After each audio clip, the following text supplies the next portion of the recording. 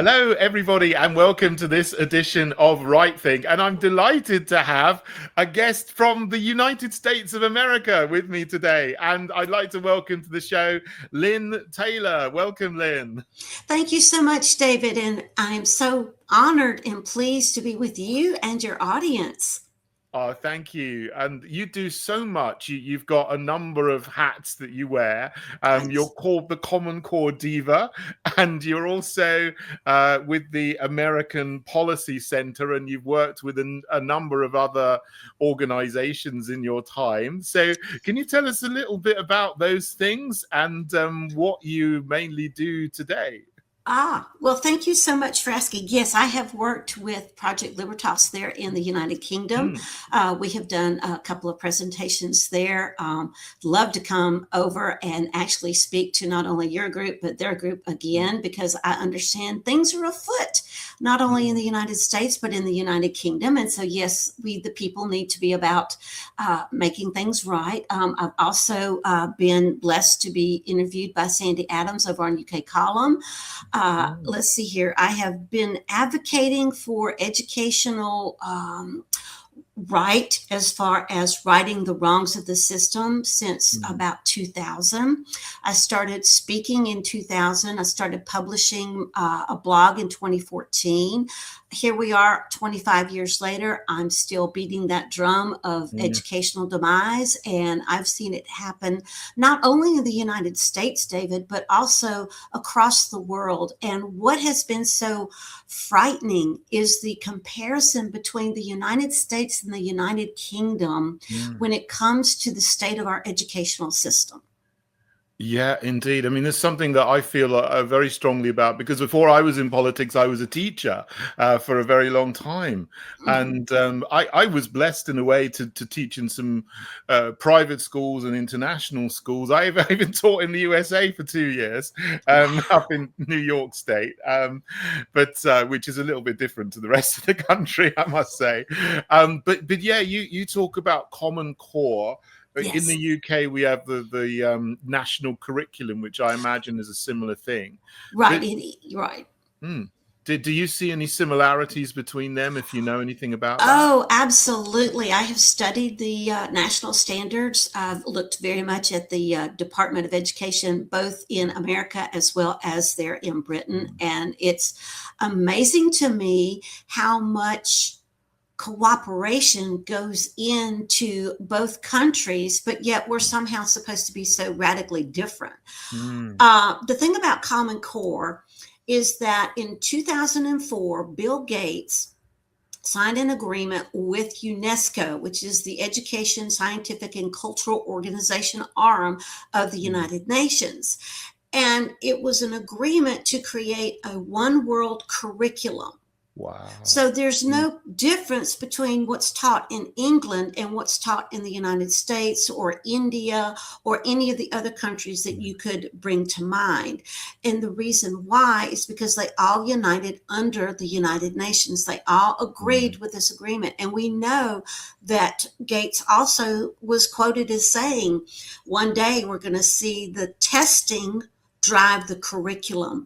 And that's exactly what we have seen. And the reason why we're doing this is because we're continuing to create a system that removes critical thinking and mental prowess when it comes to learning and replacing it with skill-based.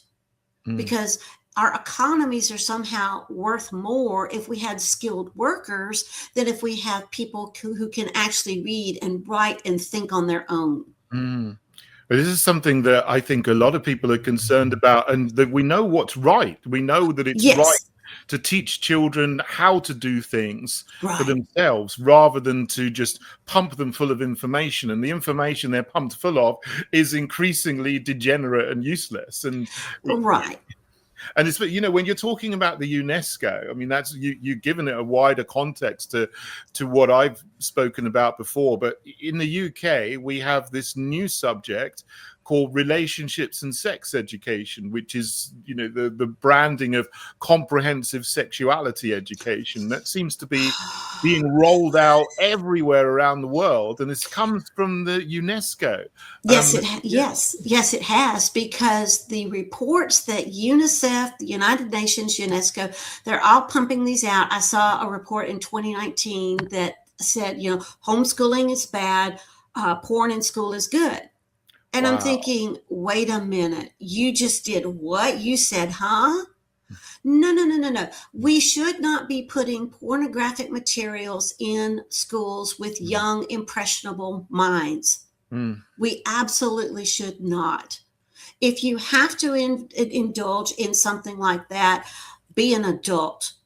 Be out of the education system for sure. That is between you and your maker, but it doesn't belong in schools. But because that blanket of comprehensiveness has been labeled, it's, well, okay, we can talk about Pandora's box, everything in it, and it's okay because it's under that label of comprehensive. And we need to understand, here in America, you would need to check in England, when the laws that were governing, okay, for instance, Title IX here in the United States has to deal with sports. Title IX was created so that women could play sports in schools alongside men.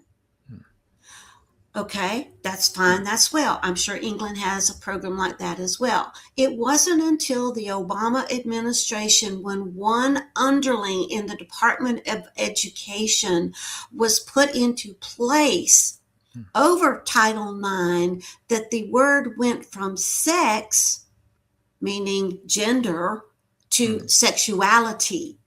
Now, if you know anything about grammar, if you know anything about biology, you know that the word sex is miles different from sexuality. Yeah. But because that label had been enlarged, what did it do? It opened the floodgates. Now, I'm sure there was just as sneaky a move made in England. Again, you would need to speak to that because I do not know every law or title that your educational system has. I have a general knowledge of the educational system there, but not as minute as I do here. But I'm sure it happened. And the reason it happened, again, was because these sustainable development goals that seem to be undermining our governments, both in the United States and the United Kingdom, part of them has taken on this inclusive, this diversity, this gender bending, this whole 9 yards, and they're calling it equality. That's absolutely. I was looking at them, just yesterday, the Agenda 2030 and the UN 17 Sustainable Development Goals. It's all linked into that, isn't it? Because one of them is gender equality, and another one that's is number 5. Inequalities. Yeah, but it doesn't mean it sounds nice, doesn't it? It does. It sounds okay. Men and women are equal. They should have equal opportunities, but it doesn't mean that at all. Because the way they see it is that, actually, they're going to get rid of biological sex and introduce however many 69, 73 different genders, and they're all equal, and you can change your gender from one day to another. And then this particularly affects women when you have trans women who are men. I have no problem in saying that, pretending to be women or pretending to be girls, and then going into girls' toilets and changing rooms. And this is all done under the auspices of being nice and gender equality, when actually is the inverse of that. It is, but you were one of the questions I know that you had sent me to be prepared for was, about the attitudes, the values, and beliefs, and the erosion of those over these decades. And again, it's not just been the past 10 years, the past 20 years. The change in values, attitudes, and beliefs can be traced in your country back to when you had the insertion of what's called the Noahide Laws. Now, the reason I bring that up is because in America, let's go back to 1979, okay? Maybe you were born, maybe you weren't if you're listening. Yeah, I was around. I can't remember. Oh, I was a junior in high school. Okay. Point of it was that is the year that the Department of Education was created under President Jimmy Carter. Mm. Now, that sounds bad enough because it was unconstitutional. There was Mm. never supposed to be a federalized control of education in America. Wasn't supposed to Mm. happen. That's bad in itself. But it's not until you look at the relationship that Carter had with Rebbe Schneerson, who was a Lubavitch Noahide Jew brought to America from Russia. They had developed a relationship, and Schneerson gets into DC, has this meeting with Carter, and they're exchanging cultural ideas. Now, there's nothing wrong with two leaders exchanging ideas, okay? But when you have one that has an agenda and one that is open to that agenda, that's where the problem was created, because Schneerson came with this agenda that we had to change the framework of how education was accepted and taught in America, not to be Bible based, not to be Christian based, or even independent minded, but to be based on the 7 Noahide laws. Now, supposedly, that's where it was going to stop. But because there was such a wonderful relationship, these two came to an agreement that said, yes, we will change. We will undermine the Constitution. We will use the Noahide laws as the educational, cultural platform for America. And we're going to pass it off as constitutional and gospel. Wow. That was the problem. Now, has it cycled over into England? You bet. Has it cycled over into every other country? Yes, because these are being universally accepted, and the United Nations has taken the Noahide laws, David, and used them to create a basis that inserts itself not only into the Declaration of Children's Rights, but of human rights. Wow. That is an incredible, understanding. I didn't know all that you've just said. I was going to ask you about how education is the values and principles have been undermined, and is there something driving it? And you just answered that already. These Noahide laws have been brought in almost, without general knowledge of the public, just in secret. Right. It was done very, very underneath the table, so to speak. But here's the thing. Congress got behind it. They came out with this declaration that was just glowing. Oh, yes, we have to do this. We have to do this. So by the time that George I, meaning President Bush, came into office, he signs it into public law. Right. Now, you've just taken something that was never supposed to be under the federal government, and you just signed it into law. That can has been kicked down the road since Carter, then Reagan. Reagan had the opportunity to shut this down and didn't. So what does that say about that? Then you have, Bush the first that came in. He signs it into law. Every president, Republican or Democrat, since then has kicked this can down the road, accepted it, even used Schneerson's anniversary of his birth date to, oh yes, we're recommitting to the Noahide value system in America. Wow. And the Noahide laws, it may be something that a lot of people haven't even heard of. Right. In the UK, I have, and increasingly people are, have heard of them and are questioning them. And I've got just a little slide here, and they're based. They come from the Talmud. Is that right? They actually come from not only the Babylonian Talmud, but they have rootings in the Quran. They have ties to Hinduism. They have ties to Islam as well. So Mm. it's really interesting that you bring this up. Now, we're going to look at the first one, prohibition on idolatry. Okay, what God-fearing person would not love to see that? Okay, that's not what that means.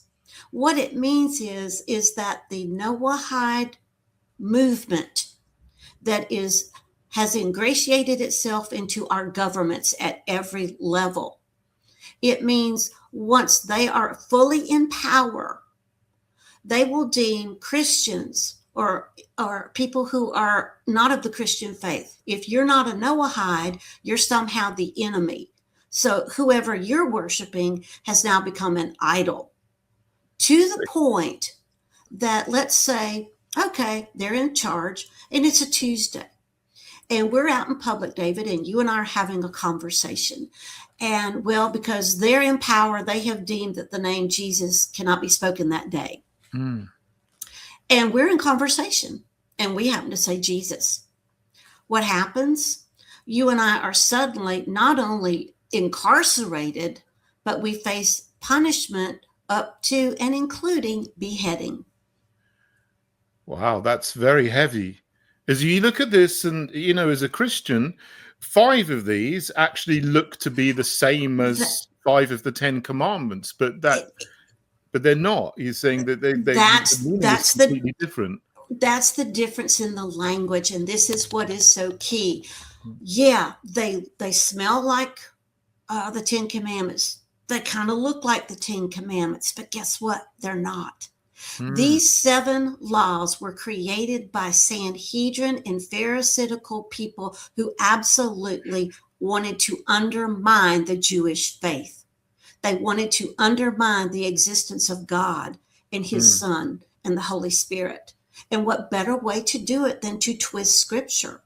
Now, the one thing that I can tell you is that, yeah, these kind of look like the 10 Commandments, but if you look at the 10 Commandments, they're worded totally different.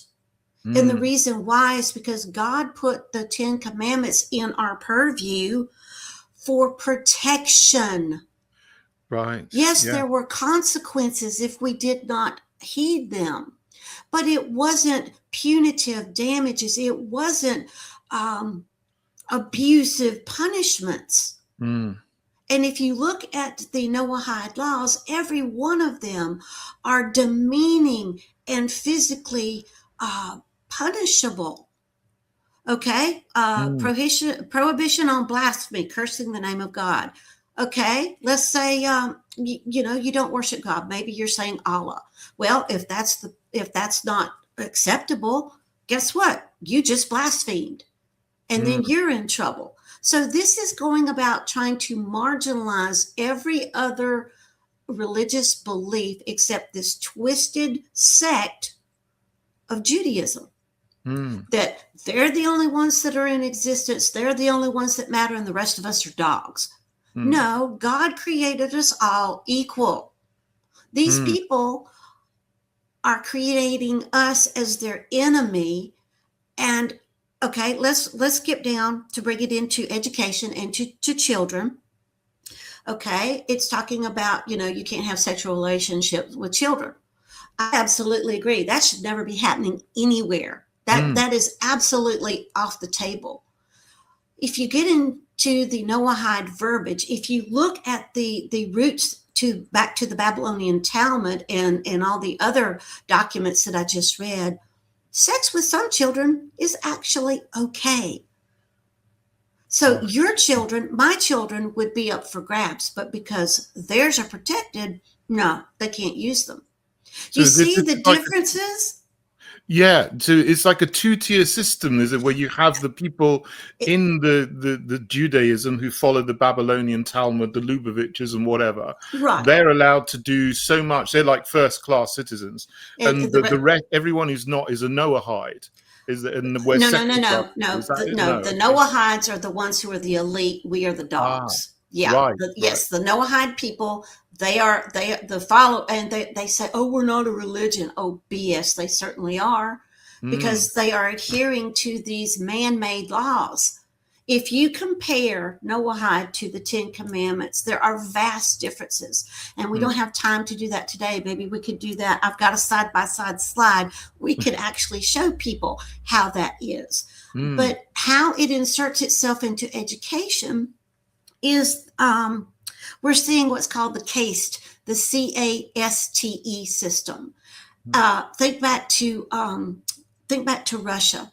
You had the haves, you had the have-nots. Think about England's past. You had the haves, you had the have-nots. Now, I know there are other classifications we could use, but by and large, that's easy enough for folks to understand. This, again, is setting that up. We're seeing this play out in our governments, okay? Look at what's happening in England. You have the people who are in royalty.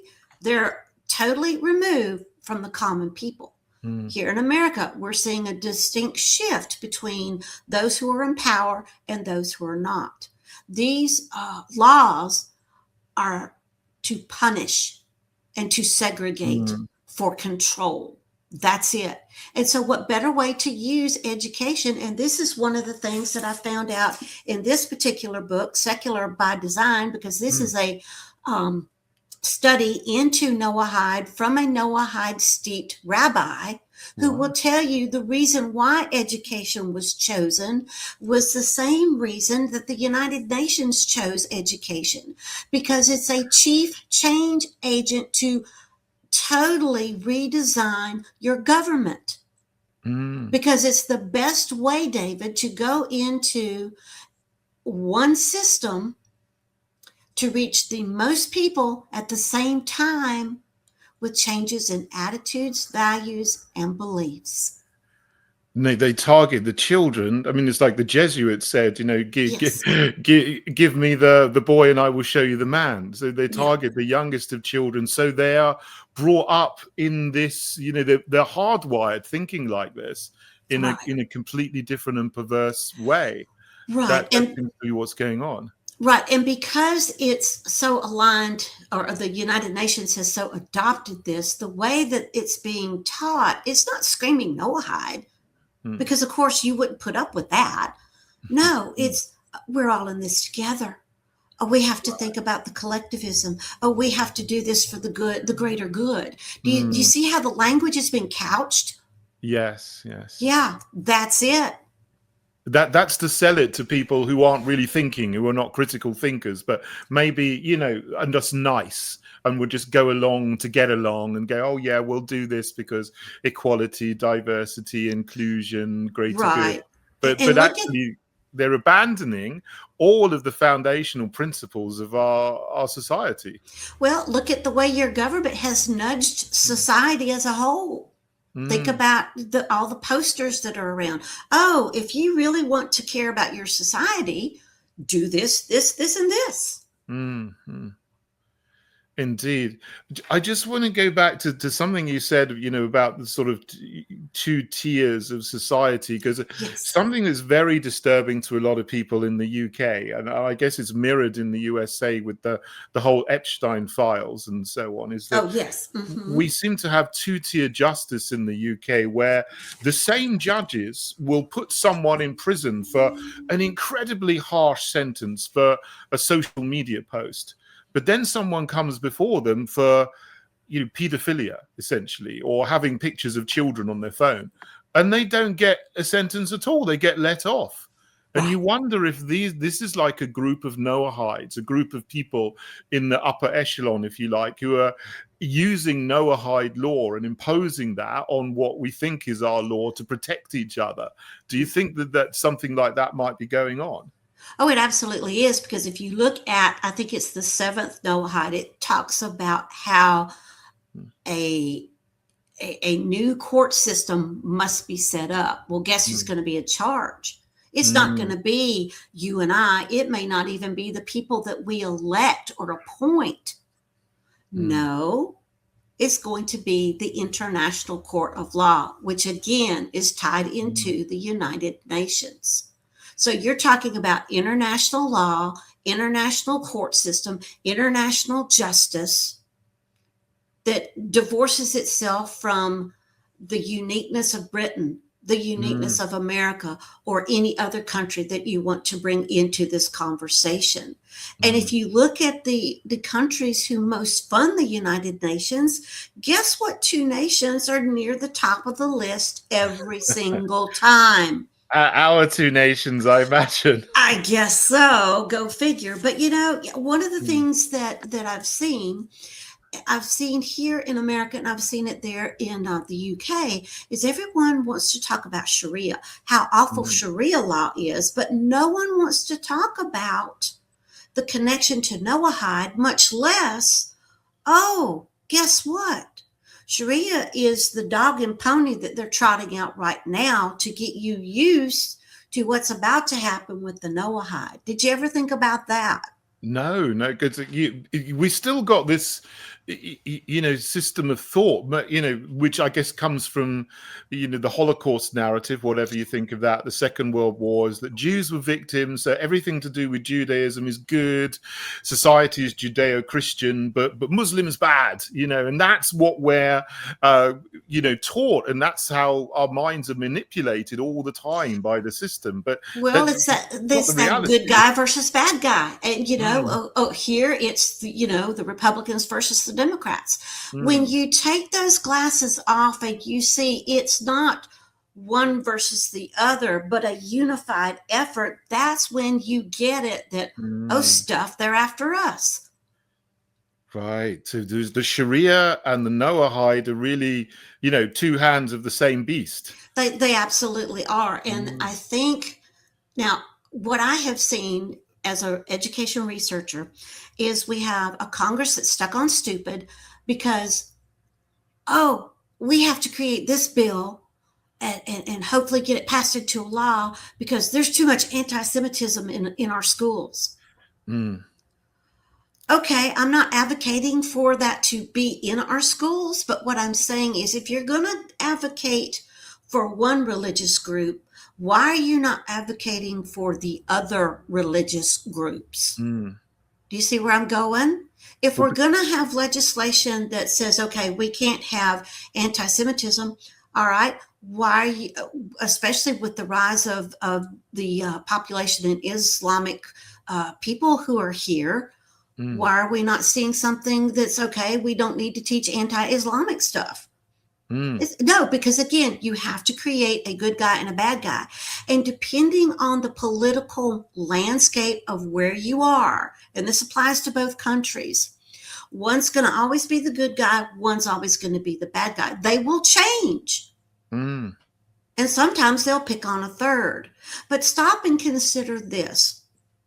If we're creating, not if, since there's been a one world curriculum that has been created for a one way to learn so you can hurry up to earn, because again, it's all about the economy, stupid. It's not about you. mm, Um, what better way to go? Okay, well, let's have one world religion.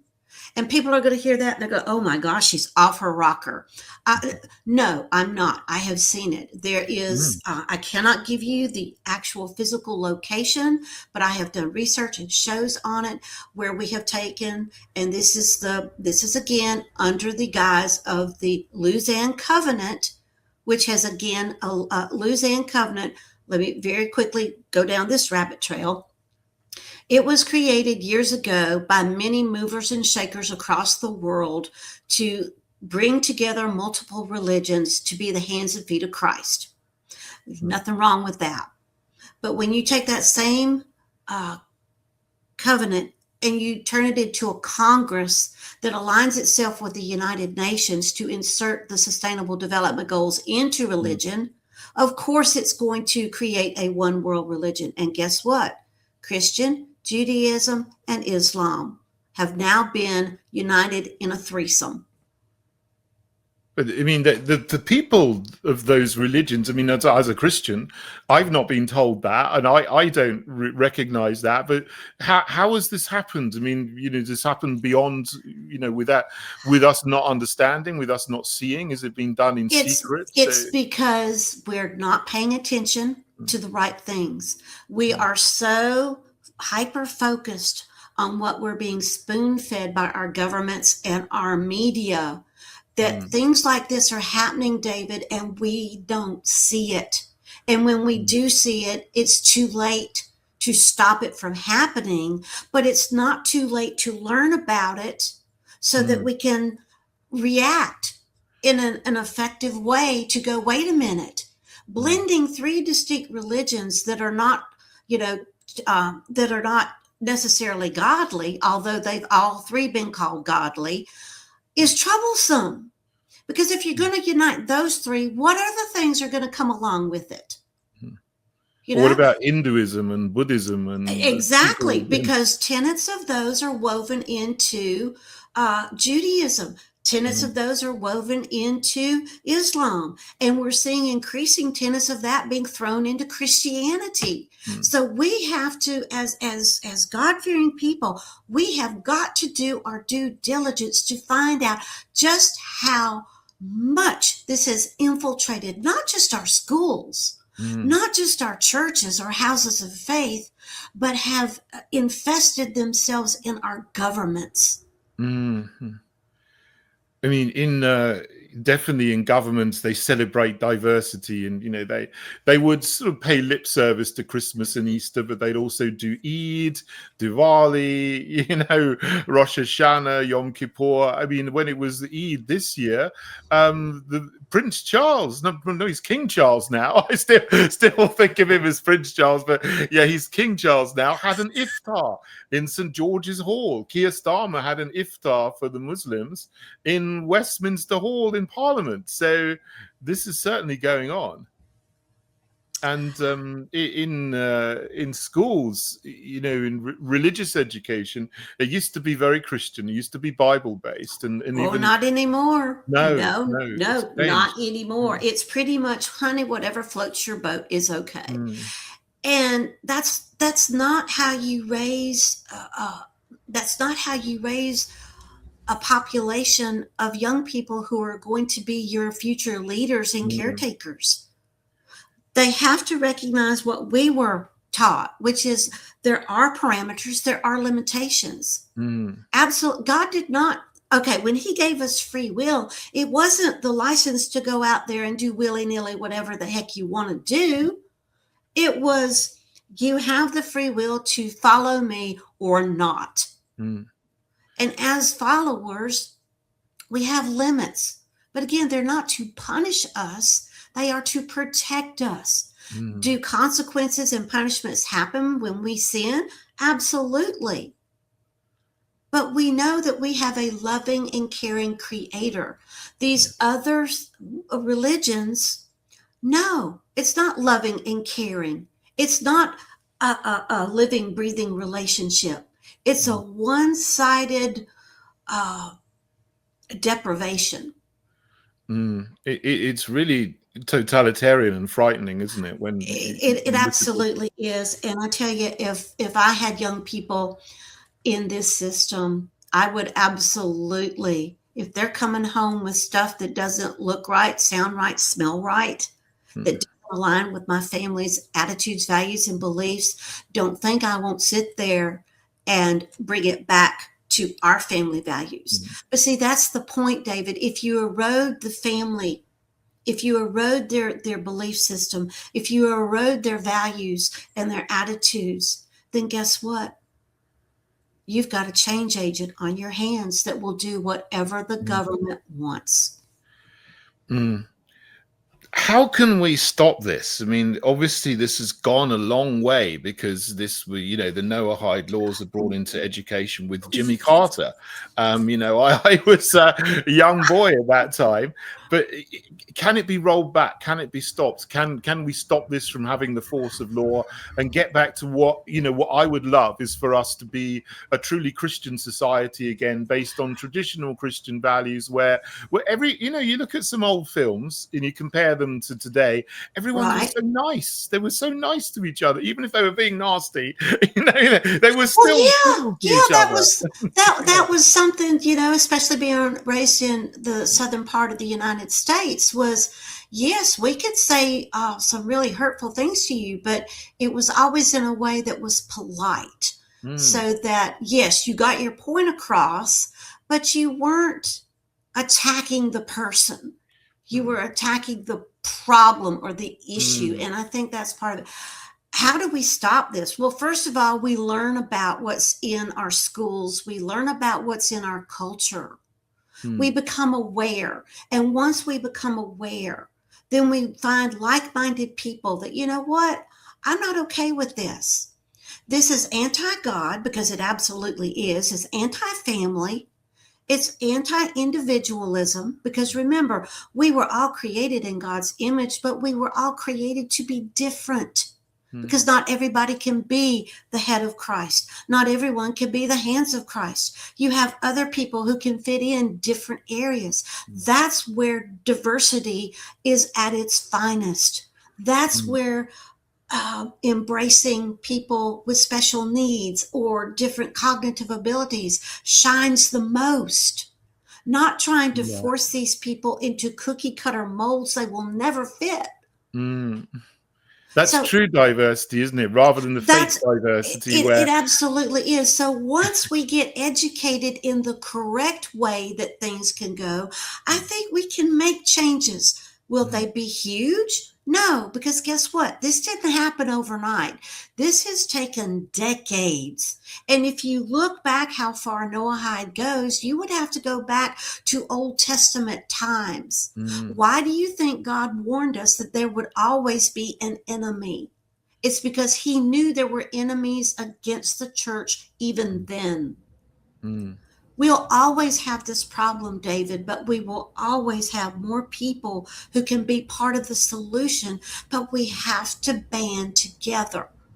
Yeah, indeed, indeed. I mean, this has been so valuable to the people who watch the show here to, maybe even hear about Noahide laws for the first time, or to get a deeper understanding, and to see how much they've crept into politics, society, education, media, business, and law, especially. And we got a massive job to turn it around, but We we do. have to start. We have to We fight do. this, We and absolutely do. And I'm not afraid to help start it. I'm really not. I've got a study that we can invite folks to. mm, We've got workshops we can put together. In fact, I'm going to start in January here in America. I'm going to follow up my study mm, of Noahide that I did earlier uh, last year, this year. I can't mm. remember. Anyway, the point of it is we're going to be looking at covenants, because did you know that your government loves to use covenants? I've heard of this, but it's again, this is sort of opaque and hidden. But the It covenant is is. very It is. spiritually powerful, isn't it? It is. But with the increased movement to embrace not only Noahide, but the non-biblical Zionism that's going Mm, on, the nationalism that's we're seeing in all our countries, dangerous territories. But we've got to know. So the new study is going to be covenants, real versus fake, because we mm, have covenants that were given us in the Bible, and then we have the government's version of covenant that is creating relationships that are born of worldly mm. powers.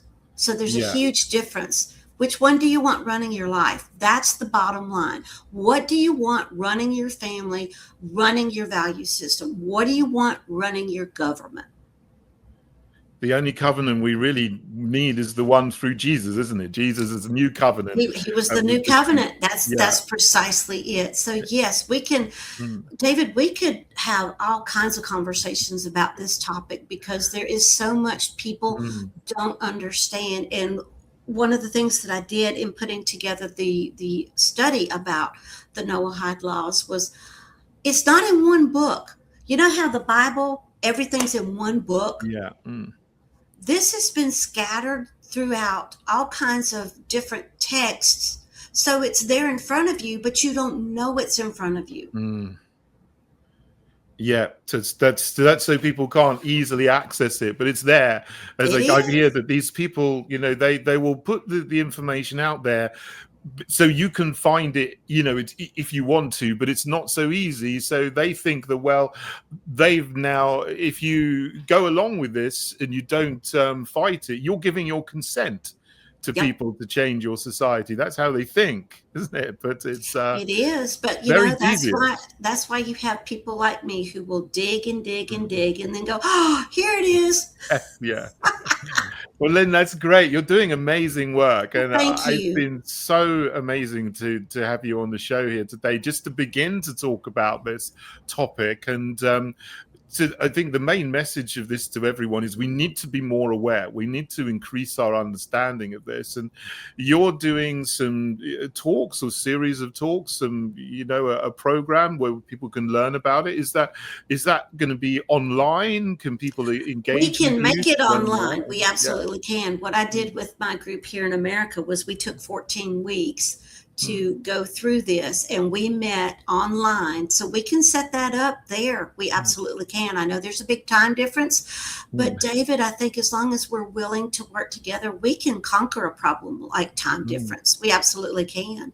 If there's a big enough audience, you guys can even get me over there. I will happily walk you through this, because if you saw I have a stack of books that's probably this big twice over of resources that we could use. I mean, it's amazing the amount of information that's there if you just want to look. We need to look. And you've been over to England before, haven't you? And yes, when was the last time you came to England? It's been too long. I think the last time that I was over in person, it was 2011. The workshop that I did for Project Libertas, we did online, and that was good. But I really think, as important as this conversation is, that in person is always better, because we know the powers that be can affect broadcasts and what gets out and what doesn't. So how good for you to have a platform where that's not an issue. I know what I say. I do have to be careful sometimes, because I know they're coming and arresting people now for if you go too far. But I understand. I find do. where the line is and go right up to the line, but not over it. So, but everything today is good. But think about it. If you had to be arrested, who better to be arrested for than Jesus? Indeed, that would be an honor. I don't want it, but it would be an honor. I understand. I'm not saying I want to be arrested again, but there we go. But yeah, indeed. No, I get it. Being willing and being able on this one is a little different. Yeah. But no, seriously, whatever it takes to help as many people understand what a Trojan horse this entire topic is so serious. And yes, I would love to see what we could do. Okay, marvelous. Well, Lynne, it's been a real pleasure talking to you today. And we'll talk to you again another time. Come back on the show. That'll be marvelous to have you back. And then we'll see if we can get you over to England, with Project Libertas, Rhonda and Jane there. We'll see what we can do. That would be great. Okay. Thanks so much, David. And thank you, audience.